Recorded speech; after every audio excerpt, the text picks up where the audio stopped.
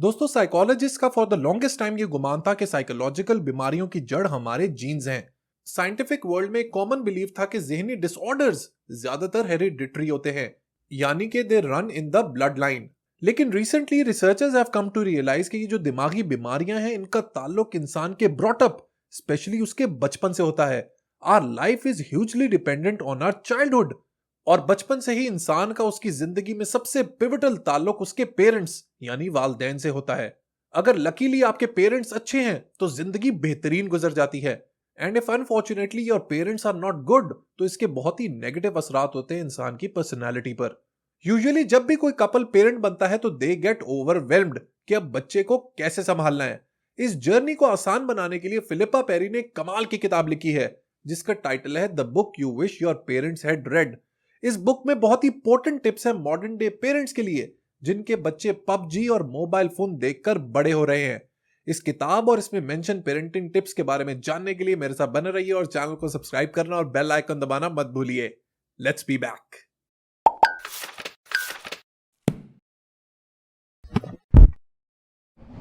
Welcome back. दोस्तों एक बात याद रखिएगा कि एवोल्यूशन बड़ी ही जबरदस्त चीज है। यह हर आने वाली जनरेशन को पिछली जनरेशन से मुख्तलिफ कर देती है with respect to their likes, dislikes, attitude, relationship and language.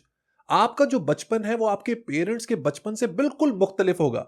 Similarly your childrens childhood will be totally different than yours. लेकिन ये जो जनरेशन अल्फा है ना दोस्तों, this is radically different from all the previous generations. ये लोग fast हैं, furious हैं, फुल ऑफ टेंट्रम्स हैं और मोबाइल के शैदाई हैं।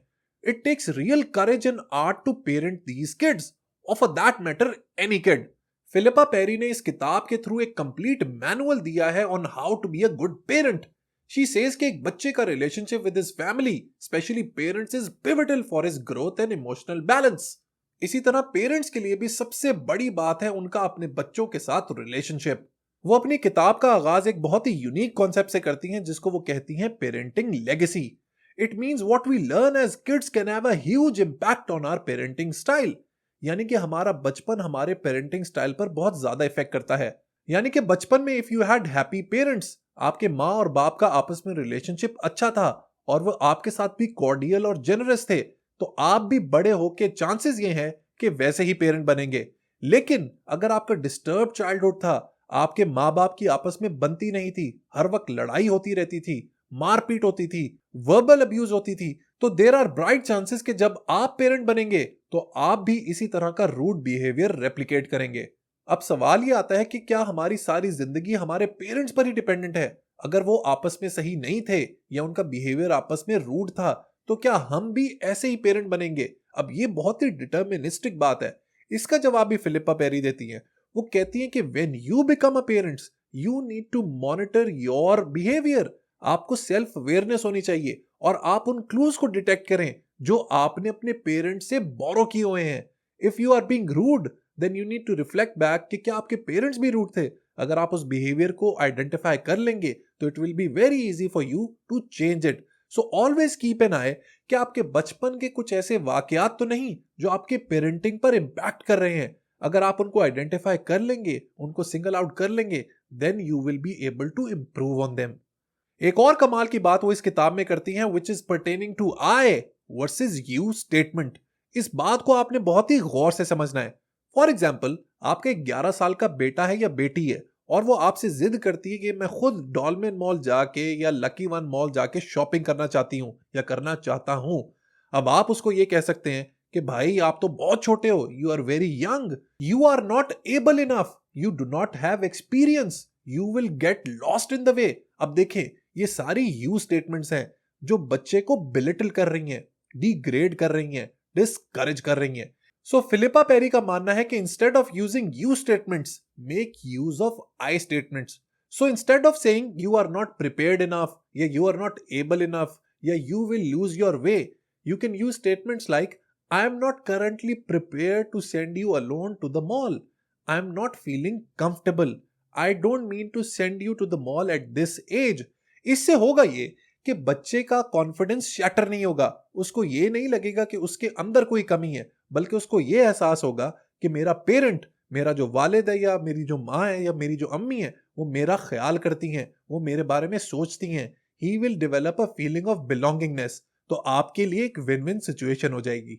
एक और तालमेल जो बच्चों को लेकर आपको अपने पार्टनर के साथ डेवलप करना होगा वो है बच्चों के साथ डील करने का तरीका। याद रखें कि every child needs at least one parent to be their container. इसका मतलब यह है कि माँ और बाप में से बच्चा किसी एक को सेलेक्ट करता है अपनी फीलिंग्स शेयर करने के लिए, अपने इमोशंस बयान करने के लिए, अपने सीक्रेट्स बताने के लिए। लिहाजा माँ और बाप को गुड कॉप बैड कॉप खेलना पड़ता है। अब इसमें भी एक ट्विस्ट है। फॉर एग्जाम्पल, एक फैमिली में 2 या 3 बच्चे हैं। अब उन तीनों की पर्सनैलिटीज डिफरेंट हैं। फॉर एग्जाम्पल, एक बच्चा माँ से क्लोज है और 2 बच्चे बाप से क्लोज हैं। तो आपने सबको अलग अलग लाठियों से डील करना है, सबको एक लाठी से नहीं हाँकना। If someone is closer to his mother तो आपने उसका उसी तरीके से ख्याल रखना है, उसे वैसे ही डील करना है। Similarly the other 2 children are closer to their father, so parents have to take care कि उनका तालमेल ऐसा हो कि तीनों बच्चों का भरपूर ख्याल रखा जा सके without hurting their inner feelings. दोस्तों, सिगमंड फ्रॉइड एक कमाल का साइको एनालिस्ट था। उसने कहा था कि बचपन में जो रिप्रेस्ड डिजायर्स होती हैं, यानी कि वो ख्वाहिशात जो पूरी नहीं होती, वो इंसान को बड़े होकर तंग करती हैं। लिहाजा you have to be very careful कि आपके बच्चे की कोई ऐसी फीलिंग्स या डिजायर्स तो नहीं जो पूरी नहीं हो पा रही। इस बात का आपने खास ख्याल रखना है कि बच्चा कोई ऐसी फीलिंग्स लेके तो नहीं बैठा हुआ जो उसको डिस्टर्ब कर रही हैं। क्या स्कूल में कुछ उसके साथ तो नहीं हो रहा जो उसको डिस्टर्ब कर रहा है, या कजन्स में या उसके आसपास। So you have to be very careful कि वो किस इकोसिस्टम में, किस एनवायरनमेंट में उठ बैठ रहा है, किन लोगों के साथ उसकी एसोसिएशन है, किन लोगों के साथ उसकी दोस्ती है, और वो उन इंटरैक्शंस को कैसे डील कर रहा है। लिहाजा it's very very important, absolutely indispensable for parents to take care and keep a check on the behaviour of their child. बच्चों के हवाले से एक और बात आपने हमेशा याद रखनी है कि children do not do what we say, they do what we do. इसका बहुत ही जबरदस्त लिटमस टेस्ट है मोबाइल फोन के साथ हमारा रिलेशनशिप। अगर आप सारा दिन मोबाइल फोन सामने रख के बैठे रहेंगे तो बच्चा आपको रेप्लिकेट करेगा, आपके बिहेवियर को कॉपी करेगा, उसको भी मोबाइल चाहिए होगा। इसकी एक बहुत ही सॉलिड साइकोलॉजिकल रीजन है। होता कुछ यूं है कि बच्चा नोटिस करता है कि मेरे इतने बुलाने के बावजूद मेरे माँ बाप ये क्या चीज पकड़ के बैठे हुए हैं कि मेरी अटेंशन को ध्यान ही नहीं दे रहे, मेरी बात सुन ही नहीं रहे। लिहाजा मोबाइल फोन उसके लिए एक एलिमेंट ऑफ फैसिनेशन हो जाता है। वो चाहता है कि मुझे भी यही चीज चाहिए जो मेरे पेरेंट्स के लिए मेरे वजूद से भी ज्यादा इंपॉर्टेंट है। इसीलिए they become cringey and irritated. अगर एक पेरेंट मोबाइल स्क्रीन पर गौर करता रहेगा तो उसके बच्चों का ताल्लुक इंसानों की बजाय मोबाइल स्क्रीन्स और एंग्री बर्ड्स के साथ हो जाएगा। And you don't want that to happen to your child, क्योंकि ये इतना डेलिटेरियस है, इतना ही डेंजरस है आपके बच्चों के लिए कि आप अंदाजा ही नहीं लगा सकते। आपके बच्चों का जहन माऊफ हो जाता है, उसकी क्रिएटिव स्किल्स मर जाती हैं, उसके सोचने समझने की ताकत बिल्कुल निल हो जाती है if you hand him the mobile in early ages. याद रखें, अगर आप मोबाइल फोन यूज करेंगे तो आपका बच्चा भी मोबाइल फोन यूज करेगा। अगर आप किताबें पढ़ेंगे तो आपका बच्चा भी किताबें पढ़ेगा। अगर आप आपस में लड़ेंगे तो आपका बच्चा भी बड़े होकर अपने पार्टनर के साथ लड़ाई करेगा। लिहाजा if you want to protect your child's future तो आपको अपने पेरेंटिंग स्टाइल में सिग्निफिकेंट इंप्रूवमेंट्स लानी होंगी। आप अपने बच्चों को जितनी मर्जी फैसिलिटीज दे दें, जितने मर्जी प्रिविलेजेस दे दें, अच्छा खाना, अच्छे स्कूल, अच्छे कपड़े दे दें, but if you are not able to groom your children psychologically and develop their personality as quality citizens, then posterity will never forgive you. Video पसंद आई हो तो लाइक बटन जरूर प्रेस कीजिएगा और मुझे कमेंट सेक्शन में अपनी फीडबैक जरूर दीजिएगा। अंटिल नेक्स्ट टाइम दोस्तों, गुड बाय।